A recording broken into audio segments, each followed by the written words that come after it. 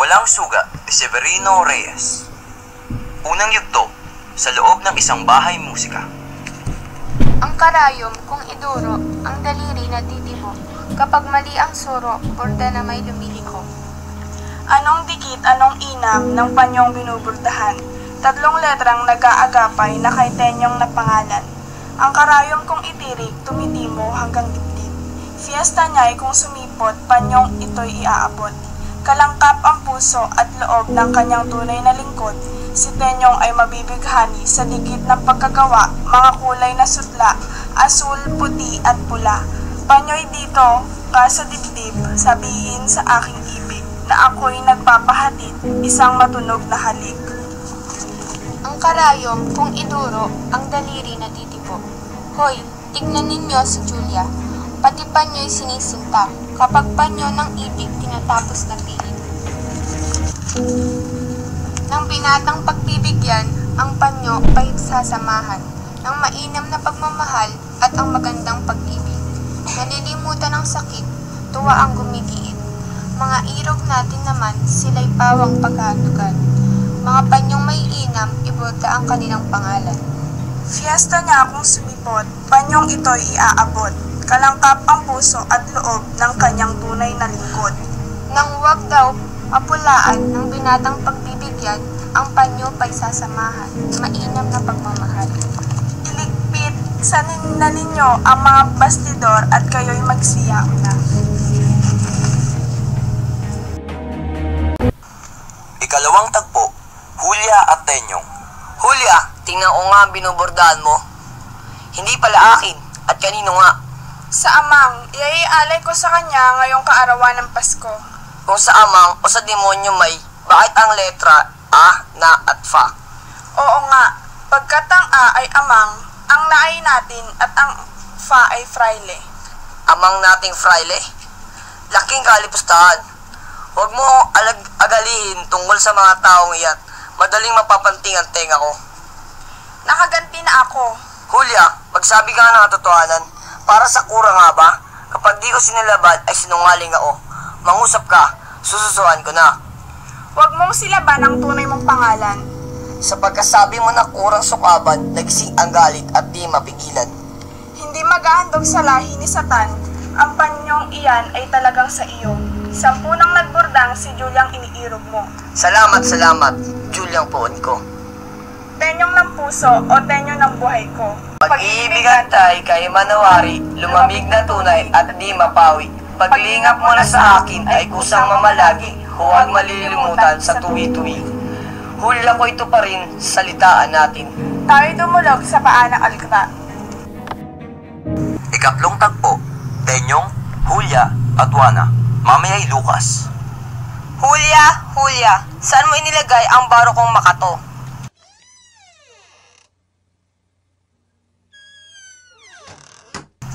Mamantenyong, napaano ka, Lucas? Dinakip na ang tatang mong voluntaryo sa Santa Maria. Di yata dinakip sa tatang. Opo. Saan kaya dinala? Sa Bulacan daw po, dadalhin. Tiya, ako po ay paparoon muna at susundan si tatang. Hintay ka, sandali at kami sasama. Julia, magtapis ka. Mamantenyong, napaano ka, Lucas? Dinakip na ang tatang mong voluntaryo sa Santa Maria. O mundong sinungaling, sa bawat sandaling ligayang tinatamo ng dibdib, ay tinutungan kapag ka ng matinding dusa. Magdaraya ka. Ang tuwang idudulot mo sa amin ay maitutupad sa bango sa bulaklak, na sandaling oras ay kusang lumilipas. Ika-4 na tagpo, Tayo na't ating dalawin, mga taga rito sa atin. Dalhan sila ng pagkain at bihisan ay gayon din. Naubos na ang lalaki. Lahat na inahuli, mga babae na kami. Huwag kayong malumbay, kami nasa bahay at nahahandang tunay, laan sa lahat ng bagay. Mga lalaking walang damdam, kaming babae pabayaan. Di naman kayo kailangan, makikita ko si tatang. Kakakoy gayon din naman, asaway paroroonan. Anak ko'y matingnan, tayo na't sumakay sa tren. Bumili pa ng bibilhin, at sa kanila'y dalhin. masarap na pagkain. Tayo na. Sumakay sa tren, Doon sa istasyon, ating hihintayin. Ikalimang tagpo, bilangguan sa Bulacan. Patyo ng gobyerno, maraming bilanggong nakatali sa mga rehas. Si Kapitan Luis. Tagaroon sa amin. Maraming tao ito. mason po yata, Among. Kung hindi man mason, marahil filibustero. Sapagkat kung siya'y sumulat, maraming kabayo ka. Hindi po ako kabayo, Among. Hindi ko siya sabing kabayo ikaw, kundi kung isulat niya ang kabayo may ka, na lahat ng si ay pinapalitan ng ka. Masamang tao iyan, mabuti mamatay siya. Marcelo, si Kapitan Piton, si Kapitan Miguel, at ang Juez de Paz ay daragdagan ng rasyon. Hindi sila makakain Hindi man ang rasyon ang sinasabi ko sa iyo na dagdagan, ang pagkain hindi. Ano sa akin kundi sila kumain, mabuti nga mamatay na silang lahat. Ang rasyon na sinasabi ko ay sa iyo ay ang palo. Maraming palo ang kailangan. Ika-6 na tagpo, ang 4 na kura, Putin, Juana, Julia, Tenyong, at lalaki at babae. Kapitana Putin, ngayon may kita mo na ang mga tao mo. Dadalhin dito, at sinabi ko sa alkalde na wag nang paluin, at wag nang ibibilad at ipagbilin ko na bibigyan na ng mabuting tulugan. Salamat po, Among. Kami ay akyat muna sandali sa gobernador, at sasabihin namin na pawalan lahat ang mga bilanggo. Kaawa-awa naman sila. Opo, Among. Mano na nga po. Salamat po, Among. Después de ver el gobernador a Manila, Cogemeros el tren la estación de Giginto, el necesario decir al general que empiece a fusilar a los ricos e ilustrados de la provincia, porque esto va mal. Ya lo creo que va mal. Sí, a fusilar. Ikapitong tagpo, sila rin, wala na lamang ang relihiyoso. Tenyong, kaysa mamong bata, bakit ka hindi humalik ng kamay sa Among? Inang, ang kamay pong mamamatay ng kapwa ay hindi dapat sagad. Huwag mong maniniwala sa sabihan siya ng gobernador na si Tatang ay pawalan, bagkus pa nga ipinabibiling patayin na ng tuluyan. Kung nababatid lamang ng mga ito, pinag-uusapan ng 4 lilo na kalulumos ang kamangmangan.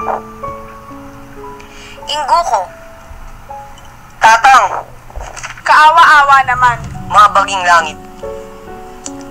Tatang, ikaw po ay titihaya ako ng hindi mangalay. Huwag na, anak ko, hindi na maaari. Luray-luray na ang katawan. Tayo maghihiwalay na walang pagsala. Bunso ko, huwag mong papabayaan. Ang inang mong Putin ay Putin. Juana, Julia, kayo na lamang ang inaasahan kung kakalinga sa kanila.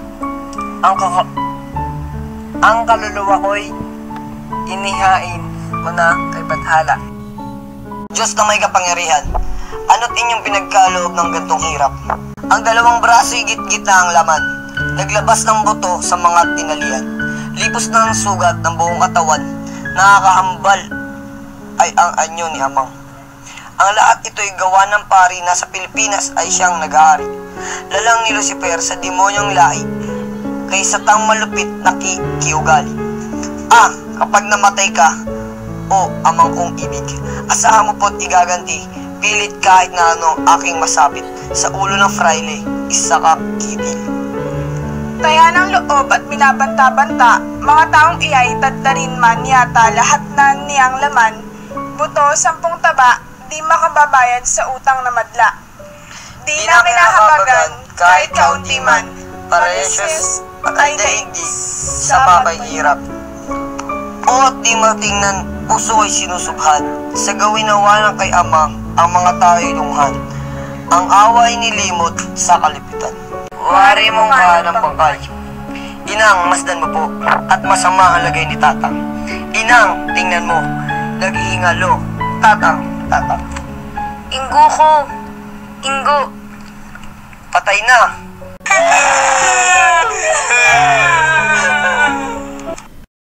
Ikawalong tagpo, sila ring lahat, Wala lamang si Kapitan Ingo, ang alkalde at mga bilanggong nakagapos. Tenyong, hindi na yata ako makakasapit sa atin. Hulya, nangangatal ang buong katawan ko. Naninikip ang aking dibdib. Ang sakit ay tagos hanggang likod. Ay, Tenyong, hindi ako makahinga. Ang puso ko'y parang pinipit-pit sa palihang bakal. Ikasyam na tagpo, Tenyong at mga kasamang lalaki, mamayay si Hulya. Mga kasama, pagsikuha ng gulok at ang may revolver ay dalhin. Ako'y mayroong iniingatan. Ako'y mayroon din. Tayo nasa estasyon ng Giniginto. Nalalaman mo bang siya'y magsisilulan? Oo, walang pagsala. Narinig ko ang saltaan nila at nabatid ko tuloy na sasabihin daw nila sa general na tayo pagbabarilin na. Mga tampalasan. Walang patawad. Tenyong! Tenyong! Hulya, Di yata't matitiis na inaililisanin mo sa kahapis-hapis na anyo? Di ba nalalaman mo sa kanya'y walang ibang makakaaliw kundi ikaw? At sa may damdamin niyang puso ay walang lunas kundi ikaw na bugtong na anak. Bakit mo siya papanawan? Hulya, tunay ang sinabi mo. Datapot isa sa sarili mong loob. Di ba si Inang ay kinakalingan mong parang tunay na ina? Alang-alang sa paglingap mo sa akin. Sa bagay na ito, ano ang pag-aalala ko? Oo nga, Tenyong. Ngunit hindi kaila sa iyo na ang mailalangap ng isang lalaking kamukha mo ay di matitingin ng isang babaeng gaya ko. Tenyong, huwag kang umalis. Hulya, hindi maaari ang ako ay di pasaparang. Ako ay hinihintay ng mga kapatid. Hulya, tumutugtog na ang oras ng nanawagan ng aaping ina. Sa pinto ng nagpabayang anak, ang ina natin ay nangangailangan ng tunay nating pagdamay. Dito sa dibdib ko'y tumitimo ang nakalulunos niyang himutok. Ang nakapanlulumo niyang daing. May anak ako, Aniya. May kapanahonang ako'y ibangon na ninyo sa pagkakalugami. Oras na Hulya ko ng paglagot ng matibay na tanikala na higpit sa 300 taong sinasangyad. Hindi dapat tutulan nga inaanak natin ay magising pa sa kalagim-lagim na kalipin. Wala akong maitututol. Tanggapin na lamang ang huling tagubilin. Ang larawang ito'y aking isasabit sa tapang ng puso'y huwag iwawaglit at sa mga digma. Kung siya'y masambit, ipagtanggol ka sa mga panganib. Kung sakasakaling irog ko'y masaktan, mahatid ka agad sa aking kandungan. Ang mga sugat mo'y aking huhugasan ng masaganang luhang sa matay nanunukal. Sa Diyos nananalig. Puso ko'y dinadalaw ng malaking hapis. Huwag mamanglaw, huwag ipagdusa ang aking pagpanaw. Mangungulimlim na ang sa mga matayang ilaw. Ang ulap, Hulya ko'y di mananatili. Darating na ibig ang paluwalhati. Tenyong napoon ko'y kahimanawari. Magliwayway ulit, dilim ay mapawi. Huwag nang matakot, huwag nang mangamba. Ako'y tutupad lang ng aking panata sa pakikianib sa mga kasama. Aming tutubusin na aliping ina. Ikaw irog ko'y aking itatago sa loob ng dibdib, sa tabi ng puso, nang hindi malubos ang pagkasiphayo sa mga kasakuna. Ikaw ay kalaguyo. Yayaw na ako. Ako'y lilisanin, balot yaring puso ng matinding lumbay. Bumalik ka agad nang di ikamatay. Hulyang aking sinta, O tenyong ng buhay. kaawa-awa. Te, yumao na. Ikasampung tagpo, tugtuging nagpapakilala ng damdamin. Pagdating ng bahaging masaya, ay maririnig ang sigawan sa loob. Mga fraile at mga kasama ni Tenyong at si Tenyong. Sa loob. Mga lahi ni Lucifer, magsisina kayo at oras na ninyo.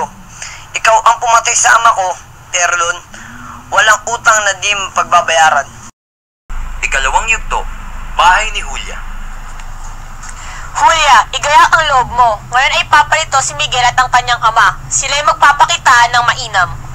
Kung pumarito po sila, ay di kausapin mo po. Ba't ba ganyan ang sagot mo? Wala po. Hindi naman pangit, lipi ng mabubuting tao, bugtong na anak at nakaririwasa. Ano pa ang harangin mo? Ako po, inang ko, ay hindi naghahangad ng mga kabutihang tinuran mo. Ang hinahangad ko po ay... Ay ano, duluhan mo? Sabihin mo at nang matalastas ko. ang tanggapin pong mahinusay ang puso ko. Haha, Julia, ako'y natatawa lamang sa'yo. Ikaw ay bata pa nga. Anong puso-puso ang sinasabi mo? Totoo nga't noong unang dako, kapag may lalaking mangingibig, ay tinatanggap ng mga mata at tinutuloy sa puso. At kung ano ang kanyang tibok ay siyang sinusunod. Datapwat ngayon iba na. Nagbago ng lahat ang lakad ng panahon. Ngayon kung may lalaking nangingibig ay tinatanggap ng mga mata at tinutuloy dito. Dito sa isip at di na sa puso. At kung ano ang pasya ng isip ay siyang pairalin. Ang puso sa panahong ito ay hindi na gumaganap ng maganda na siyang katungkulan. Siya ay nagpapahingalay na. Nakasisindak inang ko ang mga pangungusap mo. Siyang tunay. Ako po ay makasunod sa masamang kalakaran ng panahon. Dito po ako makakatakwil sa tapat na udyok ng aking puso. Julia, tila wari, may kinalulugdan ka ng iba. Wala po. Kung wala, ay bakit ka sumusuway sa ang inaalok? Nalaman mo na ang kagalingan mong sarili ang aking naiinis? Ang wika ko baga, ay bukas makawalaway, mag-aasawa ka rin lamang, ay kung mapasa Moro, ay mapasa Kristiyano na. Moro yata si Tenyong. Ikalawang tagpo, Julia at Monica. Monica! Monica! Po! Halika, pumaroon ka kay Lucas. Sabihin mong hinihintay ko siya. Madali ka. Opo. Ikatlong tagpo, Julia, Mamay Miguel, Tadeo, Pari Teban at Juana. O Tenyong, niyaring dibdib, di yata ako'y natiis na hindi mo na sinilip sa ganitong pagkahapis. Ay, magdumali ka at daluhan. Tubusin sa kapanganiban, huwag mo akong pabayaang mapasa sa ibang kandungan. Halika, Tenyong, halika, at baka di naabutin. Si Julia ay humihingi pa. Papanaw, walang pagsala. At kung patay na abutin, itong iyong nalimutin, ang bangkay ay dalhin na lamang sa malapit na libingan. Huling samo, o Tenyong, kung iyon ang maibaon sa malungkot na panteon, 2 minsan man 1 taon. Mabuti ang galit mo, Julia. Katapwat na pagkalumbay nga lamang. Patawarin po ninyo at hindi ko na lamang kayo nangagsiratang kahiyahiya po. Hindi kahihiya. Mainam ang dalit mo. Ang inang mo. Nariyan po sa labas. Tatawagin ko po. Magandang bata si Julia at mukhang lalabas na mabuting asawa. Marunong kang pumili, Miguel. Ako, Among, ang mabuting mamili. Si Miguel po'y hindi maalam makiusap. Aba, narito pala ang kamong. Mano po, Among? Juana, ano ang buhay-buhay? Mabuti po, Among. Lapitan mo. Baka po ako murahin Ang mga gumanap sa mga tauhan. Tagapagsalaysay, Joshua Banyagale, Julia, Nestle Resplandor, Tenyong, Marcelo, Ikalawang Pura, Teban, Miguel, Gerald Lota, Lucas, Ikatlong Los, Cleo Sabino, Babae, Wika Estayan, Isa, Melanie Maloles, Juana, Alana Mirino, at ang aming editor na si Elaine Manggiat. Maraming salamat sa mga nakikaopera. Yun lang. Thank you.